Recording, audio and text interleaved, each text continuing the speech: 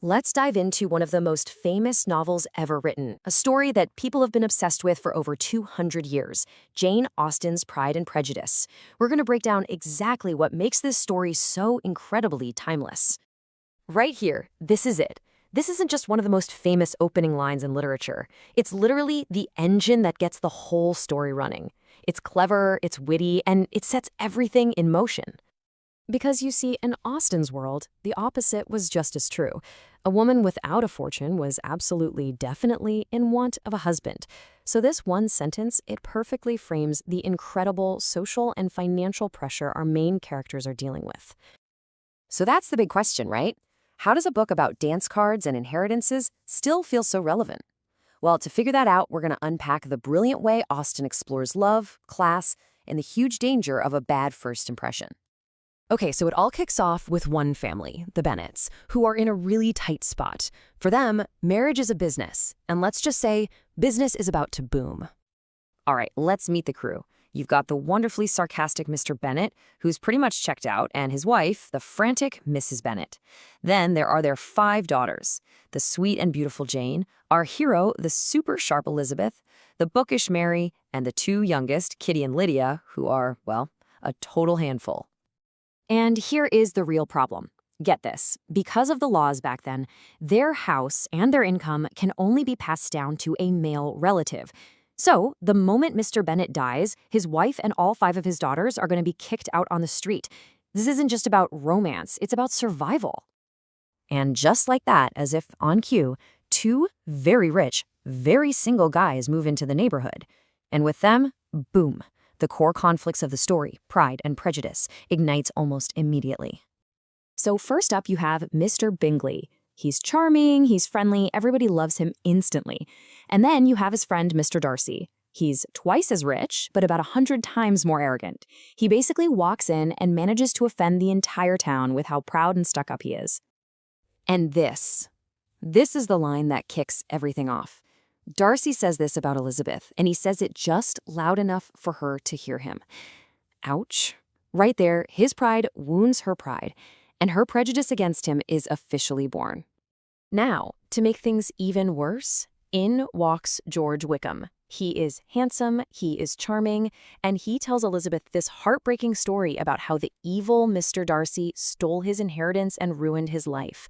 To Elizabeth, this sounds like all the proof she needs. So you can see how this spirals, right? Darcy's pride makes him insult her, look down on her family, and even break up Jane and Bingley. And Elizabeth's prejudice, which started with that first insult, is now fueled by Wickham's lies. So she completely misjudges everything he does and blames him for her sister's broken heart.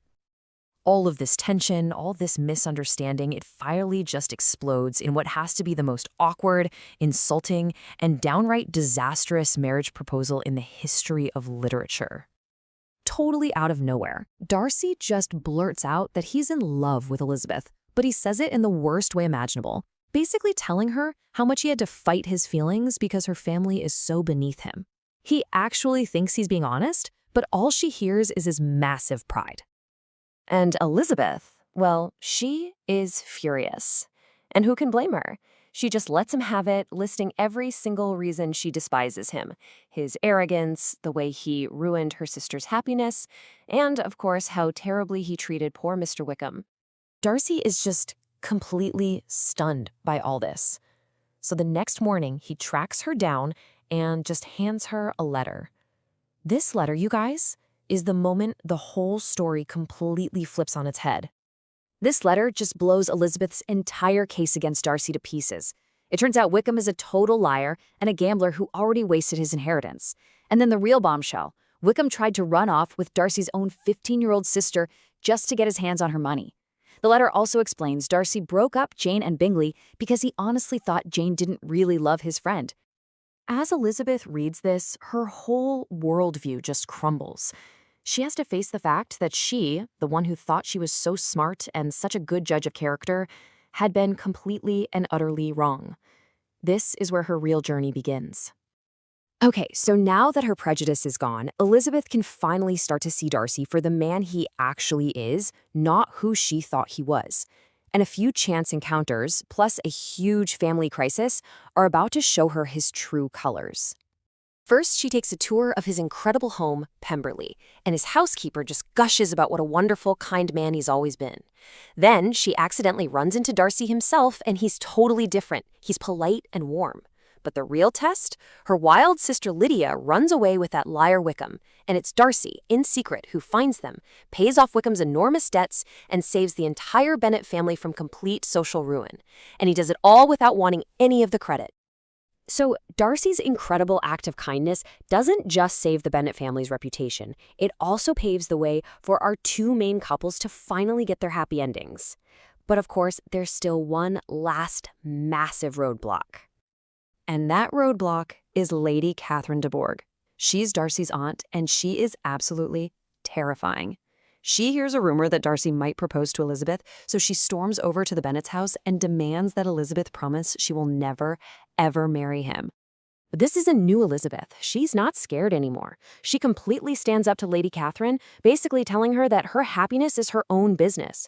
And the funny thing is, when his aunt goes and complains to Darcy about how defiant Elizabeth was, it actually gives him hope that her feelings for him have changed. And that little bit of hope was all he needed. Bingley comes back and proposes to Jane just like he always wanted to. And then Darcy asks Elizabeth to marry him one more time. But this time, his pride is gone, her prejudice is gone, and she joyfully says yes. So we come back to that big question from the beginning. Why do we still love this story? It's not just the romance. It's Elizabeth Bennet herself. One critic famously said she's a character men just can't help falling for.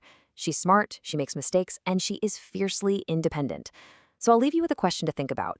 Is it a character's perfection that makes them last forever, or is it their messy, relatable, and totally human journey to overcome their flaws?